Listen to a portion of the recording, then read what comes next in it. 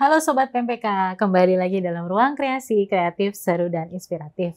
Masih bersama saya, Erika Yuandita, yang akan memandu berjalannya segmen selanjutnya ini.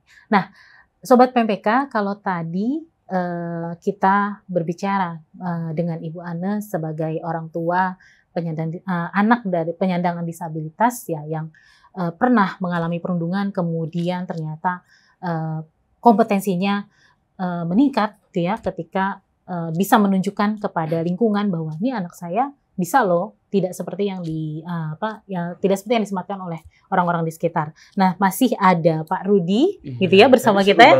Iya, betul.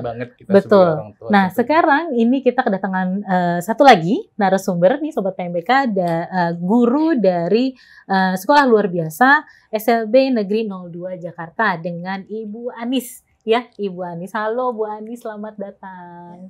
Salam kenal, saya Ibu Anis. Saya adalah guru di salah satu SLB. Oke, baik. Selamat datang Ibu. Gimana kabarnya hari ini? Baik, alhamdulillah. Rudi. Baik, saya juga baik. Baik. Nah, sebelum kita berbincang-bincang lebih lanjut ke Bu Anis ya, mungkin ke Pak Rudi dulu nih ya. Pak Rudi. Nah, Pak Rudi ini kan sebagai pengampu kebijakan ya, khususnya dalam pendidikan untuk penyandang disabilitas ini. Kira-kira apa sih Pak yang bisa kita lakukan untuk meminimalisir tindakan kekerasan, baik itu perundungan dan sebagainya? Baik. Anak disabilitas juga satuan pendidikan yang ada di satuan pendidikan kita ya, Bapak Ibu sekalian. Sehingga di Permendikbud 46 itu ruang lingkup daripada Permendikbud itu adalah warga sekolah, mau sekolah biasa atau sekolah luar biasa juga jadi ruang lingkupnya warga sekolah, termasuk ibu kantin, satpam, orang yang sedang bekerja di satuan pendidikan, guru, tenaga pendidikan, itu menjadi ruang lingkup dari Permendikbud ini. Sehingga ini di dalam Permendikbud itu satuan pendidikan wajib membentuk namanya tim pencegahan penanganan kekerasan yang dibentuk oleh sekolah. Dan di kabupaten kota atau provinsi juga wajib membuat satuan gugus untuk pencegahan penanganan kekerasan juga. Begitu Mbak Rika. Aktivitasnya apa tuh Pak? Aktivitas dari tim itu? Dari tim itu sekolah, terutama sekolah membentuk TPPK, membuat program tentu tentang pencegahan penanganan kekerasan, bentuk sosialisasi, edukasi tentang orang tua atau ke muridnya, dan yang penting tim penanganan kekerasan di sekolah ini mempunyai program, terus yang penting mereka menerima laporan itu harus menerima dan menanganinya tentunya. Itu yang penting. Sehingga ketika ada laporan, tim PPK ya Bu Adis ya terus akan bergerak memantau sejauh mana tindak penanganannya. Kalau memang sudah tidak mampu oleh tim PPK ya, karena tim PPK itu ada komite di dalamnya ya, ada guru bimbingan konseling atau yang berkompeten tentang pemberdayaan anak ya Bu ya, dan guru-guru yang berpengalaman tentunya, dan mereka juga banyak ikut pelatihan tentang itu. Itu yang harus dipahamkan sehingga mereka kalau memang ini kasusnya sudah tidak mampu ditangani oleh TPPK boleh berkoordinasi ke Satgas Kabupaten untuk penanganannya. Dan di Satgas Kabupaten ini lintas dinas, ada dinas pendidikan, dinas sosial, KP penanganan anak ya Bu ya, dinas komisi dinas pendidikan dari tingkat wali kota pun sudah ada Pak. Sudah ada ya.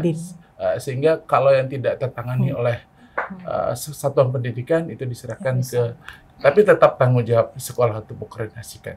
Gitu Mbak. Iya, baik. Nah, Bu Anis, kalau di SLB 02 Jakarta tadi sudah disebutkan oleh Pak Rudi bahwa memang di satuan pendidikan itu dibentuk TPPK. Nah, di SLB 02 Jakarta sendiri bagaimana? Ya, sejalan dengan apa yang sudah dikatakan oleh Pak Rudi bahwa memang benar sekolah kami ketika permen itu turun, lalu kepala sekolah menugaskan 5 orang untuk membentuk tim TPPK, 2 dari guru, 2 dari unsur komite, dan 1 dari tenaga kependidikan.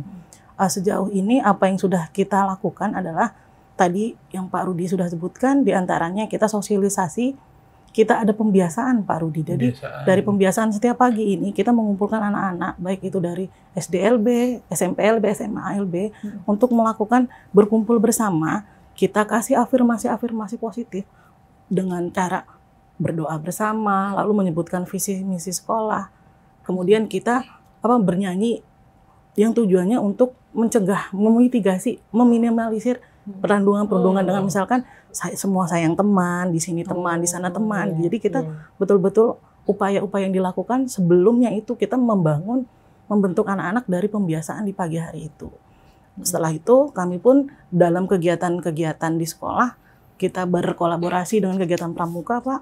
Kami mengadakan kegiatan sosialisasi sekolah ramah anak. Jadi beberapa di dalam program itu kami menyisipkan, lalu bagaimana selain sosialisasi sekolah ramah anak itu kami juga ada kegiatan bagaimana cara melindungi diri dari kekerasan-kekerasan, diantaranya kekerasan seksual, kekerasan terhadap anak yang mungkin akan dilakukan oleh lingkungan-lingkungan sekitar anak. Berarti anak-anak akan sudah teredukasi dan itu tidak bisa meminimalisir ya Bu ya. Oke, baik, apakah memang sebelumnya pernah terjadi di sekolah gitu? Kalau terjadi pernah terjadi, cuman sebelum TPPK itu ada, kami penanganannya melalui wali kelas. Biasanya melalui wali kelas, dari wali kelas baru naik kalau misalkan tidak terselesaikan permasalahan itu, kami naik ke guru BK, lalu ada unsur dari kesiswaan. Jika memang sudah bisa diselesaikan antar anak, sudah kami selesaikan. Memang kalau misalkan memerlukan keterlibatan orang tua, kami memanggil orang tua, kami berkoordinasi, lalu mencari solusi terbaik dari untuk menyelesaikan permasalahan-permasalahan yang terjadi. Karena memang tidak bisa dipungkiri bahwa siswa yang kami hadapi ini adalah anak-anak dengan hambatan intelektual, hambatan komunikasi. Jadi sedikit saja kalau kita tidak memahamkan, kita tidak menjadi penengah, itu tidak akan terselesaikan permasalahannya, Pak. Seperti itu, Mbak. Ya. Sudah baik sekali ya yang dilakukan oleh SLB 02 Jakarta. Ini praktek baik. Mudah-mudahan SLB yang lain ada di Indonesia bisa melihat ya, bisa berkomunikasi mungkin dengan SLB 2 seperti apa. Sebenarnya Mbak Rizka, TPPK itu seperti yang disampaikan Bu tadi bahwa sebenarnya penanganan itu sudah dilaksanakan, cuma wadahnya ini ada wadahnya betul. Mungkin lebih konkret lagi. Kita jadi seperti punya payung hukum, Pak. Jadi betul-betul menguatkan keberadaan kami bahwa kami ini ada, dan koordinasinya itu betul-betul kami setiap beberapa minggu sekali itu kami mengadakan pertemuan dengan komite, dengan teman-teman yang masuk dalam tim dan diawasi oleh kepala sekolah tentu. Betul. Itu luar biasa ya.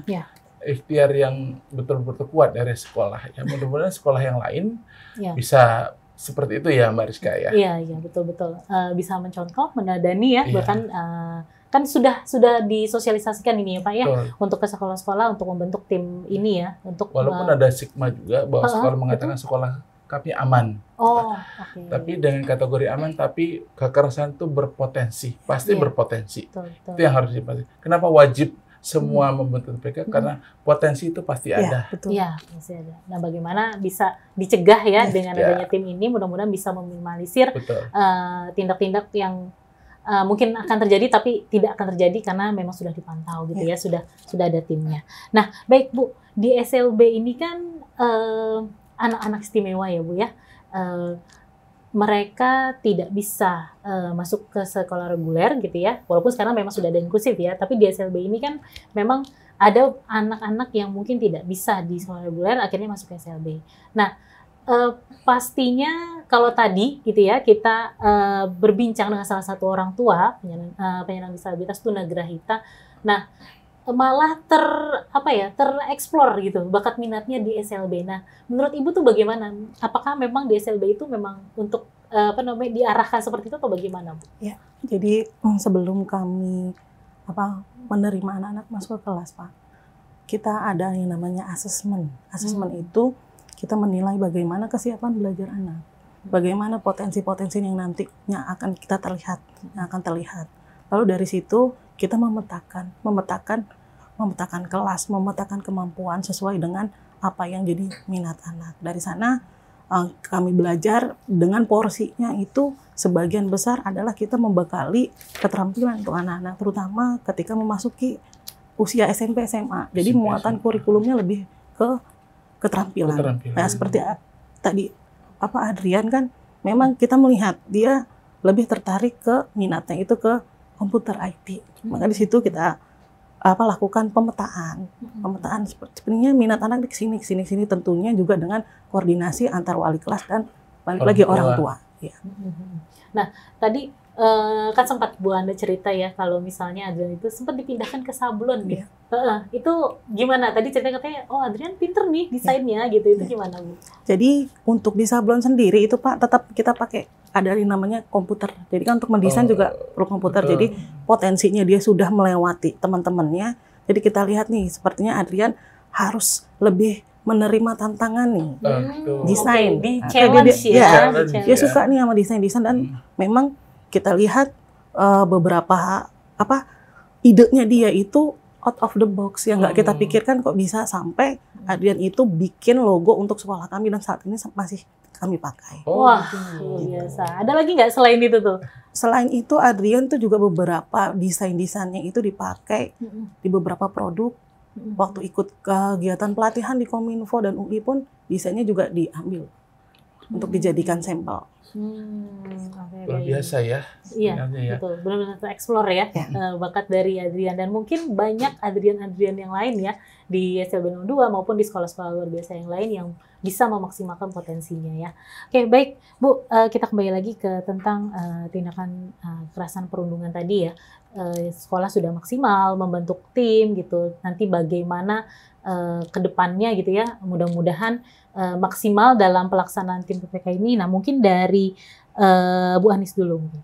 Apa sih pesan untuk sobat PMPK nih gitu ya untuk mencegah perundungan?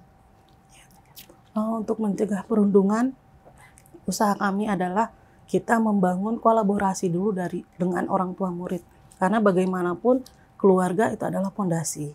Anak-anak komunikasi yang dilakukan di sekolah itu porsinya akan jauh lebih besar dengan orang tuanya.